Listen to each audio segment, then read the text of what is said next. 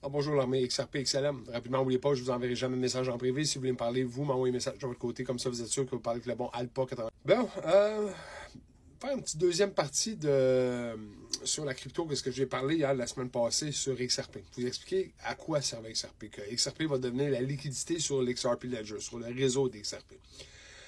J'ai beaucoup de gens qui m'ont envoyé des messages. Il y en a qui comprennent pas c'est quoi XRP. Puis il y a d'autres personnes qui le comprennent d'un certain sens, me suivent, sont des followers à moi, mais en même temps se disent ouais, mais attends une minute, Pat, là, tu dis que XRP devient cette liquidité-là sur l'XRP Ledger, sur le réseau d'XRP. Mais puis que les banques avec Swift puis tout le système financier que vous connaissez présentement est une fraude parce que c'est juste un chiffre que tu promènes dans un compte puis il n'y a pas d'argent, il n'y a rien pour soutenir ça. OK? C'est quoi la différence maintenant avec XRP qui va utiliser des chiffres, oui, un certain sens, ça va être la crypto par exemple, ça va être sur le blockchain, mais qui va être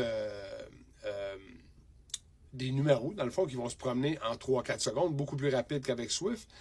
Qu'est-ce qui fait qu'XRP va avoir une valeur X, puis en plus de ça, qu'est-ce qui donne cette valeur-là à XRP, OK? Pour justement que ça ne soit plus une fraude.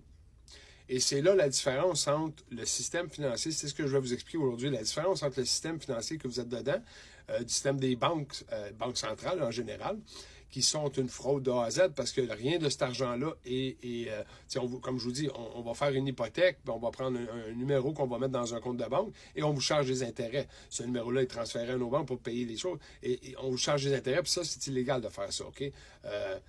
Et toutes les transactions que vous avez à travers le monde, dans le système banquier que vous avez présentement, est une fraude parce que l'argent que vous avez, les numéros qu'on a dans un compte de banque est soutenu par absolument rien.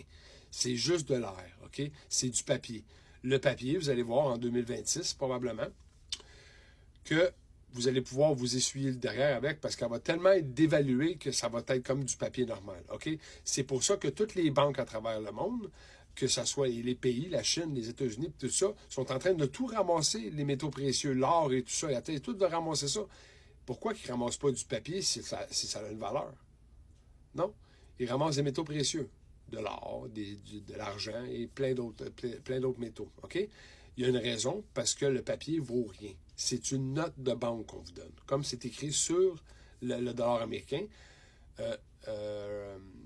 Federal Reserve Note, une note de la Réserve fédérale. OK? C'est une note comme quoi vous devez de l'argent. C'est aussi simple que ça. OK? Fait que, oui, on utilise cet argent-là, le papier, pour pouvoir payer tout et depuis au moins depuis très longtemps.